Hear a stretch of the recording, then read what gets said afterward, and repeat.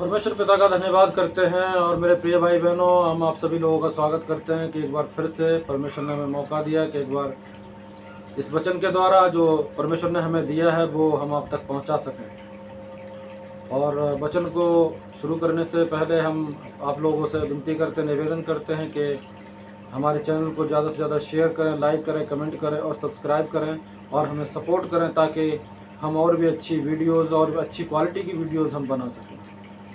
मेरे प्रियो, परमेश्वर के कार्य में आप सहभागी होंगे तो परमेश्वर आपको भी ब्लेस करेगा, आशीषित करेगा, क्योंकि वचन कहता है कि तुम अगर दूसरे की खेती को सींचोगे तो परमेश्वर आप ही आपकी खेती को सींचेगा। क्योंकि हम परमेश्वर का ये कार्य कर रहे हैं, इस कार्य में मेरे प्रियो आप भी सहभागी हों और हमें सपोर्ट करें ज़्यादा से ज़्यादा, और इस जो चैनल है इसको ज़्यादा से ज़्यादा फैलाएं ताकि और भी मसीह भाई बहन आशीषित हो सकें, ब्लेस हो सकें। मेरे प्रियो, आइए हम वचन की ओर चलते हैं। मत्ती उसका 6 अध्याय और उसकी 5 आयत से लेके और 14 आयत तक हम परमेश्वर के वचन को पढ़ेंगे और मनन करेंगे। यहाँ पर प्रार्थना के विषय में बताया गया है कि किस प्रकार से हमें प्रार्थना करनी चाहिए। आइए हम प्रभु के होठों से निकली हुई जो प्रभु यीशु मसीह ने प्रार्थना अपने चेलों को सिखाई थी, आज प्रभु यीशु मसीह वही प्रार्थना हम सबको सिखाना चाह रहा है। तो आइए हम प्रार्थना की ओर चलते हैं, किस प्रकार से प्रभु यीशु मसीह हमें सिखाते हैं। जब तू प्रार्थना करे तो कपटियों के समान ना हो, क्योंकि लोगों को दिखाने के लिए आराधनालयों में और सड़कों के मोड़ों पर खड़े होकर प्रार्थना करना उनको अच्छा लगता है। मैं तुमसे सच कहता हूँ कि वे अपना प्रतिफल पा चुके। परंतु जब तू प्रार्थना करे तो अपनी कोठरी में जा और द्वार बंद करके अपने पिता से जो गुप्त में है प्रार्थना कर। जब तेरा पिता जो गुप्त में देखता है तुझे प्रतिफल देगा। प्रार्थना करते समय अन्य जातियों के समान बक बक ना करो, क्योंकि वे समझते हैं कि उनके बहुत बोलने से उनकी सुनी जाएगी।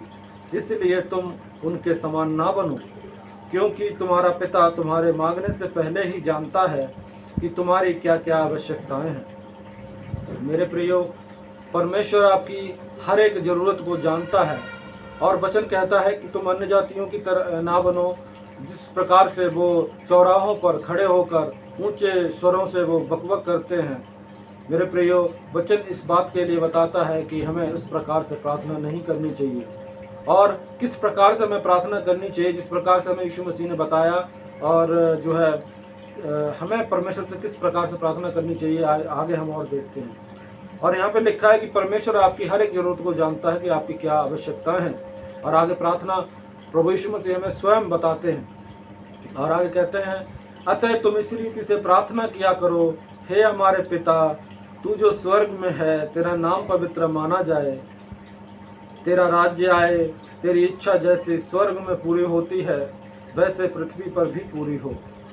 हमारे दिन भर की रोटी आज हमें दें, और जिस प्रकार हमने अपने अपराधियों को क्षमा किया है वैसे ही तू भी हमारे अपराधों को क्षमा कर, और हमें परीक्षा में ना ला, परंतु बुराई से बचा, क्योंकि राज्य, पराक्रम और महिमा सदा तेरे ही हैं।